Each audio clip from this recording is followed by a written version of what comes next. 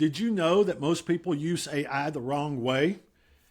Here's how to get better answers every time. We've got 5 tips for you today. First of all, tip number 1, give AI a goal. It works better if it has a goal. It knows where you're wanting to go. So your prompt is, here's my goal, XYZ. What's the simplest path to get there? Tip number 2, you can skip all the first initial steps if AI knows what you've already tried. So let AI know what you tried. The prompt is, here's what I've already tried. What should I do differently? All right. Tip number 3, if you have any constraints, share with AI that you have constraints. Okay. For instance, I only have 10 minutes. I want to work on something simple.